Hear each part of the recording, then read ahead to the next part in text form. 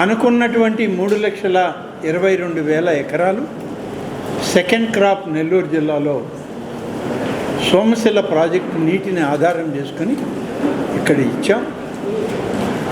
ఇవాళ కొన్ని ప్రాంతాల్లో డెల్టా ఏరియాలో నెల్లూరు కోవూరు డెల్టాల్లో నీటి పారుదల సక్రమంగా నిర్వహించడం, రైతాంగానికి ఎటువంటి ఇబ్బంది లేకుండా కొరత లేకుండా చేయడం, నాన్ డెల్టా కాలువలైనటువంటి కావలి, దక్షిణపు కాలువ, అలాగే కన్పూర్ కాలువలో నీటి ఎద్దడి వస్తుంది.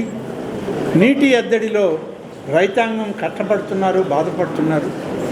దీన్ని సరిచేసుకోవాలి అనేటువంటి దానిలో ఇవాళ 2వ సమావేశం పెట్టుకున్నాం. వాస్తవానికి రబీ సమావేశం ఐఏబీ ఒకసారే పెడతాం.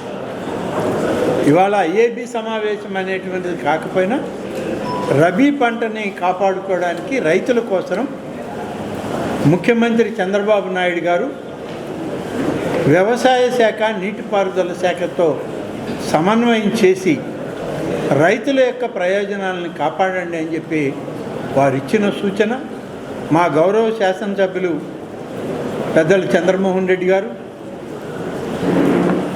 కావలి శాసనసభ్యులు కృష్ణారెడ్డి గారు, ఉదయగిరి శాసనసభ్యులు సురేష్ గారు, అలాగే కోవూరు శాసనసభ్యులు ప్రశాంత్ రెడ్డి గారు, జిల్లా కలెక్టర్ గారు, నీటిపారుదల శాఖలు సమన్వయం, విద్యుత్ శాఖ, వ్యవసాయ శాఖ, రెవెన్యూ, పోలీసు యంత్రాంగం వీటన్నిటితో సమన్వయం చేసుకోవాలని చేసుకొని సెప్టెంబర్ 30 వరకు ఆలోగా వచ్చేటువంటి పంటలకి అవసరమైన నీటిని తరలించడంలో ఎలాంటి నిర్లక్ష్యం లేకుండా, ఇబ్బందికరమైన పరిస్థితులకి రైతులకు రానివ్వకుండా పెట్టిన ప్రతి ఎకరం పంట పండించడానికి సమన్వయంతో ముందుకు సాగాలని చెప్పి